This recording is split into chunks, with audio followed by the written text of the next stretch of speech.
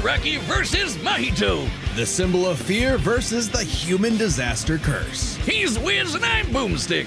And it's our job to analyze their weapons, armor, and skills to find out who would win a death battle.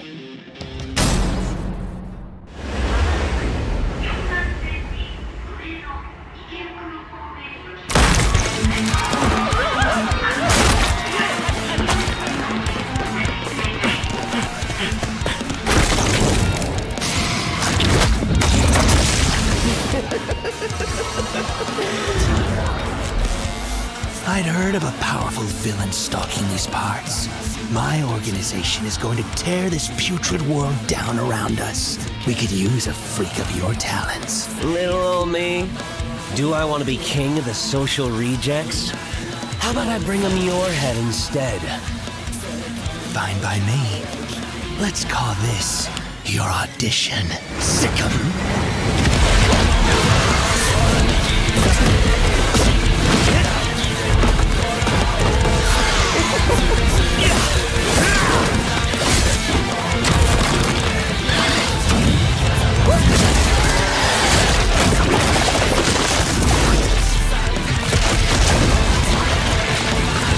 Game over.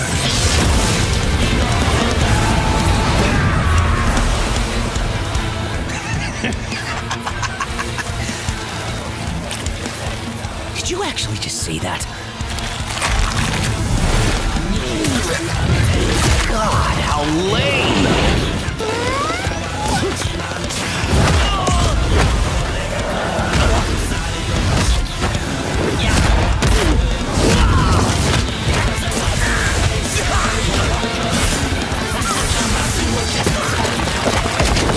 Audition over. Did I get the part?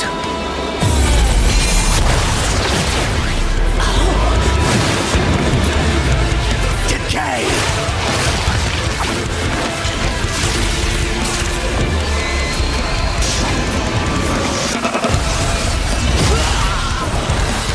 What a rush!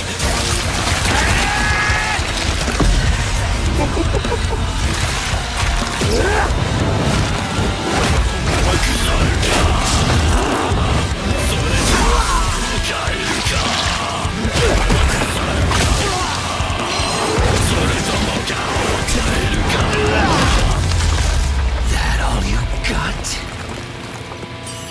Domain expansion.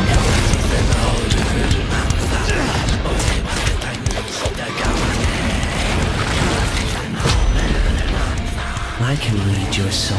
You're just a scared little boy whose daddy was mean and wants to make it everyone else's problem. Grow up.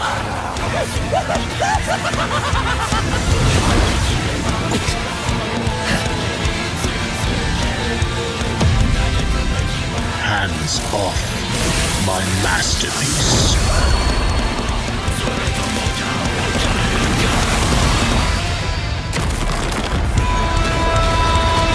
I felt your soul too. You only hate humanity because you were born that way. Totally random. I hate them for a reason.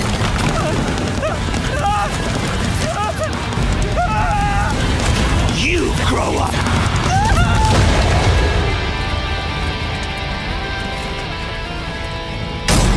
KO! What did I say, Wiz? Like a bitch. With their complex power sets, this match was a puzzle to figure out, which is why we're breaking it down to 3 categories: physical stats, survivability, and their powers. But first, let's address one thing. Could Shigaraki even see Mahito? He's an invisible curse after all. Cursed energy and quirks are notably different, and Shigaraki wouldn't be able to see curses normally.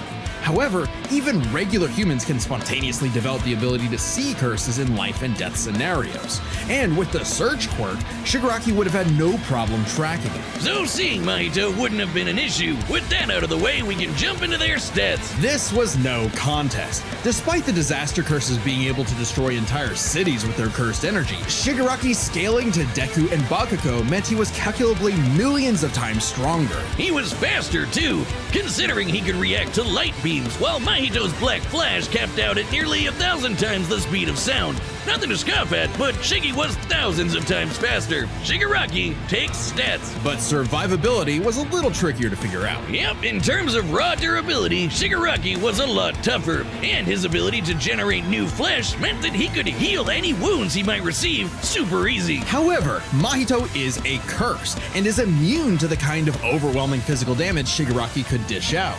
Not only that, Mahito's regenerative ability via idle transfiguration meant that he'd come back from anything short of spiritual damage. Considering Mahito's unique curse body, he should actually get the edge in survivability. Which presents a crucial question. Could Shigaraki even kill a curse like Mahito in the first place? Or would Mahito's unkillability give him the time he needed to eventually put Shiggy down with idle transfiguration? It all comes down to their powers.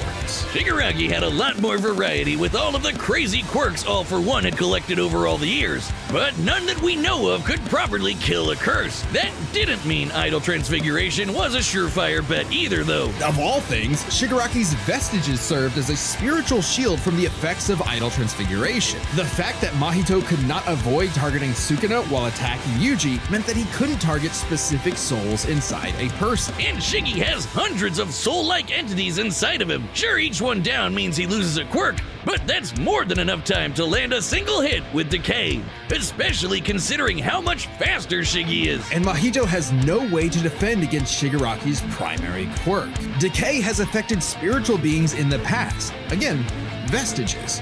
In fact, he was able to damage Deku's vestige and have that damage transferred to the Deku in the real world.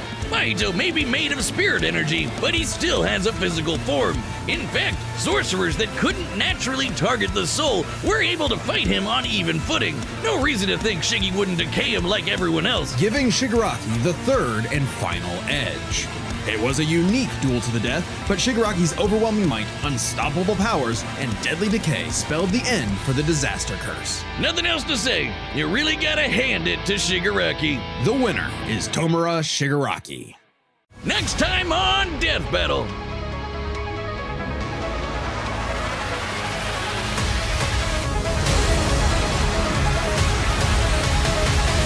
Subscribe and join as a member to see more Death Battle. Thanks for watching.